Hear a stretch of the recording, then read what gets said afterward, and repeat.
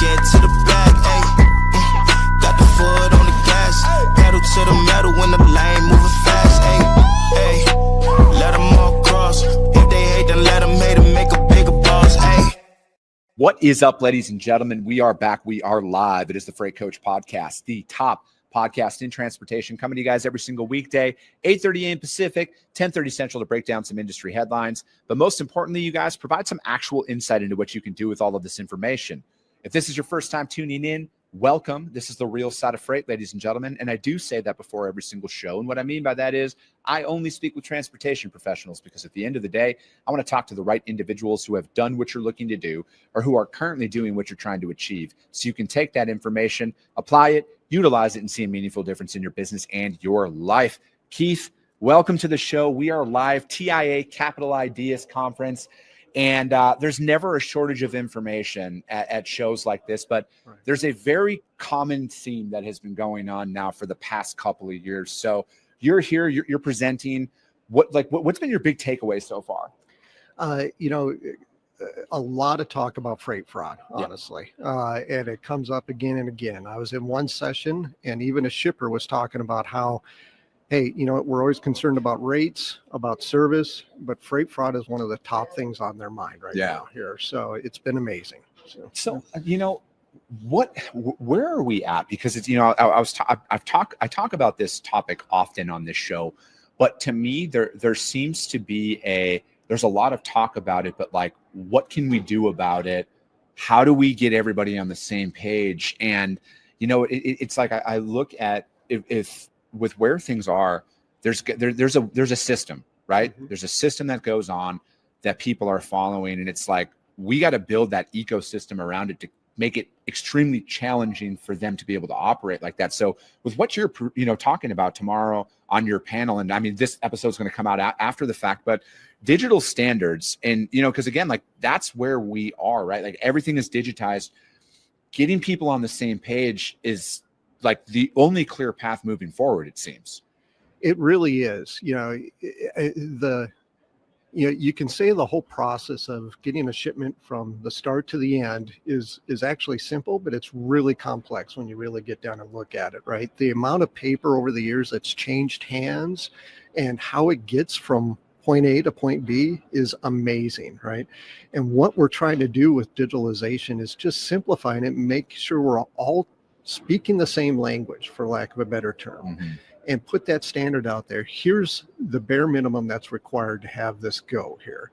And that's going to do a couple of things, right? I always talk about time to value. I spent a lifetime implementing customers, working through integration issues, and it drove me nuts, these long professional services engagements, right? I'm probably not going to make a lot of friends out there in pro services, but I don't either, so we're fine. But I think it is so key for that relationship to get to time to value that much quicker here, and to where you're actually communicating and that load's going through the entire process digitally. And then on top of that, right, part of our standards as well is, hey, here's how you do this securely, because there's a lot of standards out there, and we actually lean on those standards. All right, hey, there's a standard out there for credentialing, right? And this is what should be in the API in order to talk to each other here. So how do we get mass adoption to this, though? Because there's businesses of all sizes out there. The majority, the entire economy is made up of small business, right? So I think most small businesses look at cyber, IT, digital, anything, and they see massive price tag. That's why we can't do it. Right.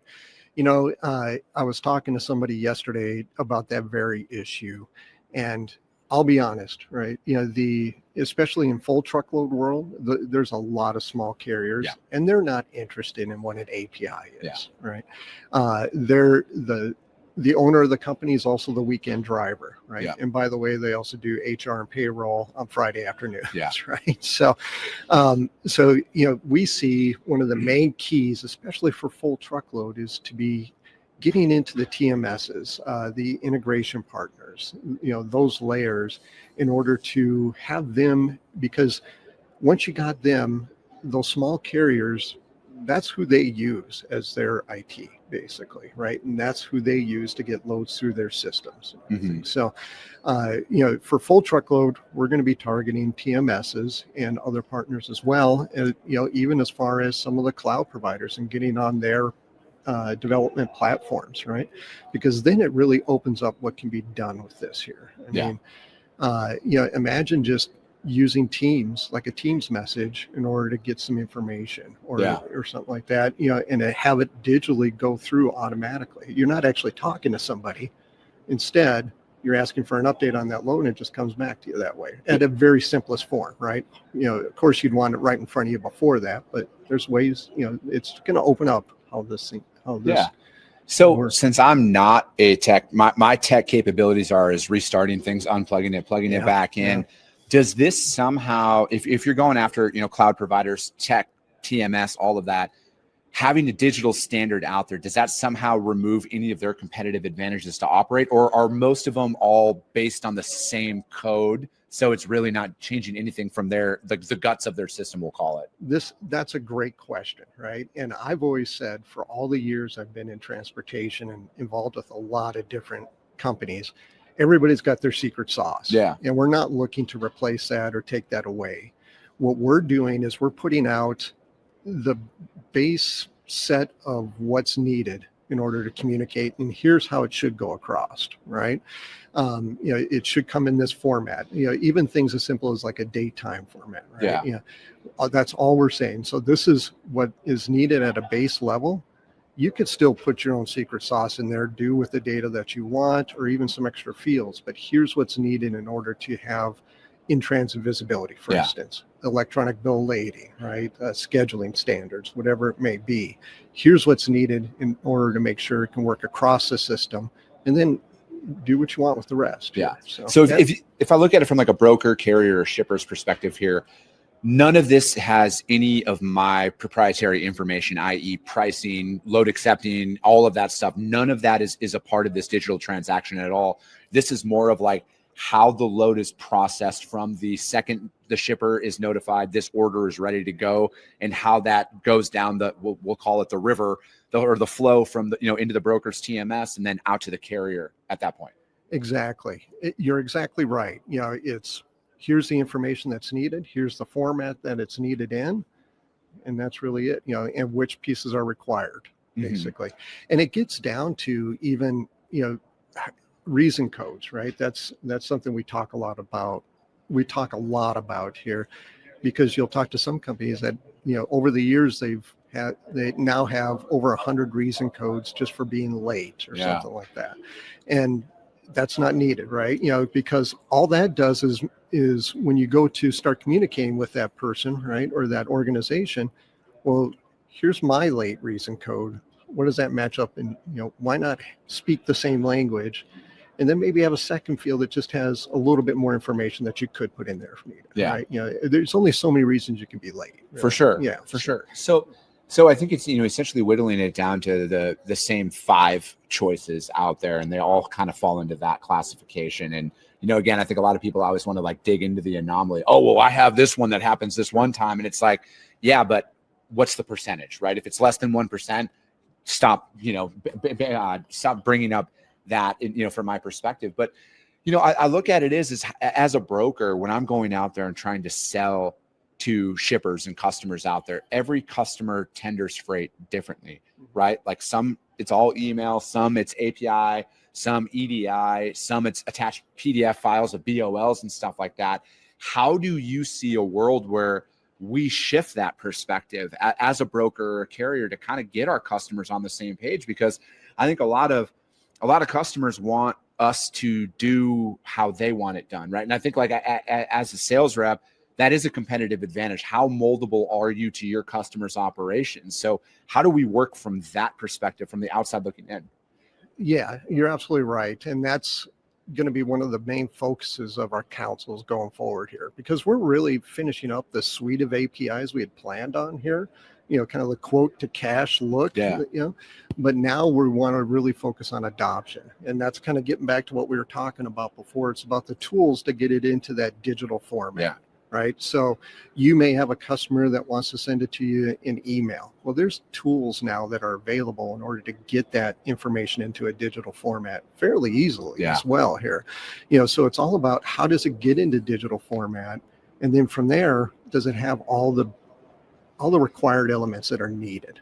Right. So, and really, the required elements are easy. Everybody knows them, right? So we're not reinventing the wheel on that there. So do you think that this is, maybe this is a business opportunity for somebody out there listening, creating an AI tool that scrapes all of this and then puts it into a digital format to where it can get on to that same standard, right? Because again, it's like, it's always more simple for us to sit here in this environment and say that this business should probably get onto this, method of tendering their freight. But I also look at it as this is a competitive advantage that some transportation providers could do is hey, we're doing this. And then this is how we're protecting your freight.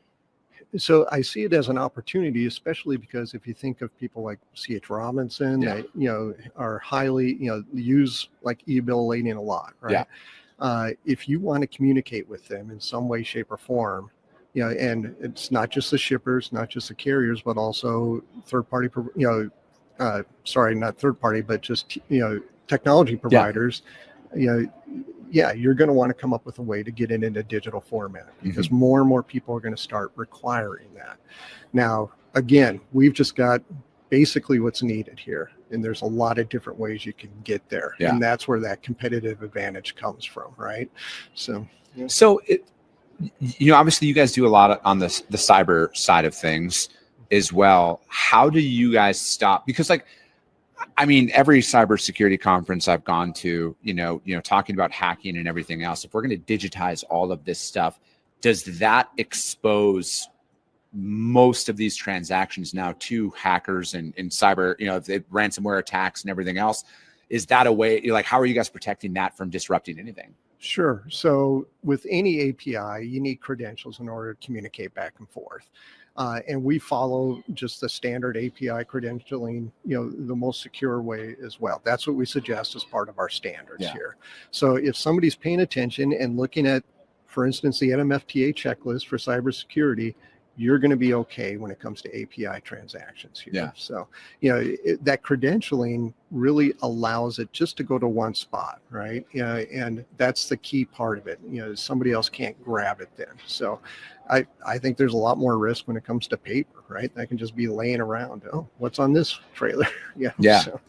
No, for sure. And that's where it's like, with a lot of where we are right now in regards to fraud and theft and everything else is like, I'm thinking about the evolution, it's like, all right, here's where we are today, but like, what's next? How are we as an industry, do you think as everything becomes more of a digital transaction, we are going to protect the integrity of our operations and not let any, data leaks or, any of that information that gets into the wrong hands, where it's like now these guys can go out and target specific facilities because it's like, hey, they found this information out and now they can go and attack certain regions and everything else because they have a higher probability of knowing this product is produced here in this location. Let's go in there and then you can wipe out 50 truckloads in a day. Sure. That's always a concern. Okay. And, and being somebody that always pushes for the digital standards, this probably sound kind of funny coming from me, and I heard it in the conference this week. One person talking about freight fraud, she said, it's never a bad thing if you don't know who, if you're just starting to work with, for instance, a carrier, or to call, hey, is this the right person that should be here picking this load up, for instance, right? So I know it sounds funny coming from me. I always talk about DSDC, but it doesn't hurt just to really kind of verify, at least at first, if it's a brand new partner, basically. And that's where it's like, I think a lot of organizations are, yes, obviously this is what you do, digitizing a lot of this stuff. And it's a great step, but it's also like, what are those checks that we are going to do in place? Because, again, it's just like, I use this analogy almost too much now is like planes have been flying themselves forever, but there's still two pilots in the cockpit for a reason, right? Same thing with a freight transaction here. You can digitize, like I'm convinced 95% of my day as a broker should be digital, but there's that 5% component where I need that checks and balance system that comes in place, because again, trust your gut. You can automate everything, but your gut is going to be there. And it's like, trust that, pick up the phone, verify, double check this information, get that peace of mind. No shipper is going to be upset if you're like, hey, can you double check this for me? It might be a little off in the moment, but they're going to appreciate the fact that you're taking those additional steps to protect their freight, their customers' purchase. Yeah. And if you really think about it, digitizing this information, I would bet somebody's going to come up with a way to, hey, this is a high risk load. And now it's even pointing you to where you do need to do that extra check. Yeah. Right. So those kind of things are just coming. Right. I think it was you that said, in the next year or two, there's just going to be this massive movement here towards standardization and making more and more digital, because it's easier to kind of find out the risky players, right? Doing that. So, I think a lot of shippers are, I don't know what classification. Most of them, it always starts at the top, the highest enterprise level, publicly traded companies, the ones who have the resources to do this. I think they're going to do that. And that is going to be the requirement to move their freight at that point, because they're looking, at what point does insurance stop insuring certain businesses because their freight is stolen at an alarmingly high rate? And then they're like, what systems are you putting in place to protect this? Because otherwise, you're not going to be able to stay in business anymore. Right. If you can't protect that and ensure the commodity that you're shipping, I think that what you guys are doing with this is in a couple of years, that is going to be the standard for, it might start at the highest risk theft of commodities that are out there or whomever, but that is going to be the expectation, because they are going to have to put every single stopgap in place to be able to even be insured as a company, I think. Yeah, it's a good point. I always think of it like this, right? And if we have the LTL and the Full Truckload Council, and they're not small companies that are on these councils, spending a lot of time and resources working on these things. So they see what's coming, right? And it's really important to keep that in mind, because that means, they're typically the leaders in these, and this is the way it's headed here. So I know. And I look at it is because, again, a lot of this industry and a lot of industries are small business. They don't know, like I look at some of the largest players in freight, right? You look at the C.H. Robinsons of the world, and, a lot of brokers look to them, and I think they look at the wrong things about what they're doing, in a sense of like, hey, C.H. Robinson, they operate at a different level, right? Yeah. And I love what they do as a company. So I'm not trying to knock on them. I'm just using them as an example here. But like, that's the stuff that people should be paying attention to, right? That side of things, right? Yeah. And I look at it as, because like, again, developing business is going to be hard enough. It's hard enough as is. You don't want to get to the finish line and then look at it as like, hey, we have no digital infrastructure of our company. We can't integrate into this. We don't even know what an API is. I think there's too much access to information now where you can't claim ignorance anymore. Yeah. They look at it, and it's not just about efficiency or anything. It's about getting that data into a format that they can actually use it, right? And then a lot of people not even sure what they want to do with that data yet, but now it's in digital format and being exchanged that way. Okay, now we can do a lot more with this here. What is our threat, right? Yeah. Which ones do we need to worry about? So, and pointing people to which ones to really pay attention to versus, the partner you've done 1,000 loads with, saying, whatever. Yeah. What is the big thing that a lot of people are missing with adopting stuff like this? It is, it's that secret sauce, and maybe not, it's hard to work into a development cycle. Anybody that's been in an organization where, hey, I really think that this would help, right? You have to make your case, and it has to get put into a budget, and and then it actually has to be done here. So, and I think what people will find as they start looking at this more and more is, they may have their own API where there's a lot of commonality here. So like I said, we're not inventing the wheel. What we're trying to do is make sure we're all on the same language here in order to make it that much quicker. So everybody's essentially speaking their own language. I look at it like, one speaking English, one speaking Spanish, one speaking French, but the words all mean the same. When you actually translate it all out there. Yeah. So it's like, that's essentially what it is it's like, hey, if you're going to have APIs, out there talking, let's have the same couple of codes for every single action, so it's more simple. And then you truly feel like that makes a more secure freight network out there. I do. Yeah, because everybody knows exactly what that means then, and everybody understands how it's going to come across, what they should expect to come through. So the standard. How do you, like, you know, again, to kind of tie in theft and everything, is it going to be the same couple of theft reasons on like what that is? And are we going to be able to use any of that data to thwart any of those potential things from progressing? I think you could. Again, once you have it into a digital format, now you can do all kinds of things with that information, right? You know, which ones are the highest theft? You know, which ones are getting stolen the most here, right? And okay, what can we do with that information now, right? Do we ask for more in-transit updates from it, right? Or is there a different way to do it? I've always kind of joked it's going to get to the point where it's two-factor authentication in order to just even pick up a trailer in a trailer yard, right? Yeah. You know, and in some way, shape, or form, we're going to get there someday. No, I mean, literally, I just had Renaissance on the show the other day, and we were talking about that, right? And the product that they've developed, like you brought up multi-factor authentication. That is going to be the thing. It's like when you're checking into some of these facilities, you're going to have to prove who you say you are. And we were talking about the insurance aspect of things as well.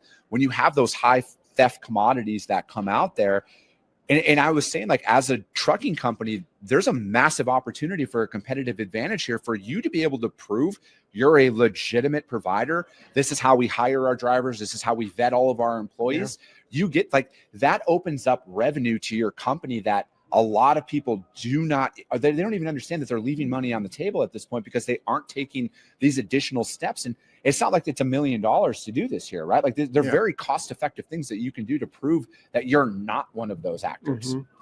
The key is, and we're headed that way, as you say here, but once, you know, it's everybody's going to have to speak the same language too, right? Because you need that information in order for that driver to leave the yard with that trailer, maybe even get in, depending on how it's set up, right? So, So do you like, you know, you look at it, it's like with some of these large facilities that have drop trailers and everything else. And, you know, do you think like this is going to make it to where it's like, if you can tell, like, oh, hey, this driver's actually got the wrong trailer, and then is it communicating that error code out there? And so do you think like there's a way with these digital standards that this is going to optimize operations as well and streamline a lot of this stuff? I think it definitely could, right? You know, so many trailers have systems on them now where you can tell which one, and possibly set up some ways to say, hey, that's a 14, I'll just use an old example here, but it's a 14-foot trailer that somebody's pulling to Chicago, right? Yeah, you don't want a 14-foot trailer in Chicago. Right? You're going to be hauling a bridge eventually, right? So yeah, there's definitely ways to do that again, but it's all key on digitalization. So, where do you see, like, what's a realistic time frame here, Keith, from your perspective, where, you know, like, how soon is this actually going to be a thing industry wide?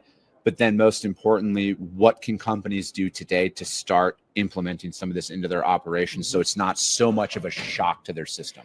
So I gotta admit, in my opinion, it's already getting to industry wide, right? So you talk to somebody, I'll bring up C.H. Robinson again, right? And they are widely using e-bill lading here. So, you know, and as far as what companies can do is, number one, go and look at DSDC, Digital Standards Development Council, on our NMFTA website. You can get, we make these standards open source, right? So anybody can go view them here. There's nothing needed. We just ask that, you know, you leave some information as well here. But other than that, everybody can go take a look at them and start, you know, figuring out how they can use them here. And the more and more people that use them, that's just going to drive more and more adoption here. So, and it's going to become key is like, how does it get into that digital format? And you're already seeing that, right? Yeah. It's like, once it's in that digital format, so somebody, could send an email, take a call, but once it gets in the digital format, now it can go through the entire system that way here. So, do you think, you know, talk about EBOL here a little bit, is there a way to, I mean, I don't know how you would even do this, but like encrypt it to where there can't be any changes made to it? Because it's like, how do you know, like, I think like that's another way for people that they steal freight is like the double broker gets access to it. They change the delivery information on the bill of lading. They send it to the legitimate carrier who goes in and picks it up. Is there a way that you could encrypt that or do something to where there are no, or it's like watermarked, right? Where it's like, oh, this was screenshot, boom, double check this. Is there a way that you can digitize that? Boy, I'm not an expert on that piece there. I just thought of that here as we were going. No, but that'd be interesting, because I kind of think back, in order to even make an API call, you do need credentials, right? And I keep going back to, if you're following good standard practices with who you give those credentials to, and you know who you're talking to, that's going to take care of the 99% of it. Yeah. There. So now, unfortunately, what you find is people give out the same credentials, or they don't change them, or whatever it may be, right? And that's really where the security part comes into it here. So, and that's where you have to really pay attention. Yeah. So that's how people can gain access. So to that information. Anyways. Okay. So, No, that's fair. That's something for us to think about here. But Keith, I appreciate your time, and I truly feel like we're a lot sooner to a complete digital world out here than a lot of people are even comprehending, because again, they always think like, oh, my customers will never buy in, until somebody with those capabilities comes and solicits their business. They're like, here, this is how much we're going to make your life easier out there. But how does anybody reach out to find out more about this? Sure. Just go to nmfta.org. And you'll see up there for DSDC, Digital Standards Development Council, and you can start going, start looking through everything right there. So perfect. Yeah. Keith, thank you so much. That is going to be it for today. If you guys can't find that out there, hit me up. I will gladly put you guys in contact with my friends at the NMFTA. As always, if you got value in what you heard and you're not subscribed, subscribe to the show, you guys. And if you're feeling ambitious, rank that show on iTunes and Spotify, because if you see value, your network's going to see it as well. I appreciate you guys. I love you guys, and we'll be talking to you soon. Came back with a bang, window down, yelling out money, and it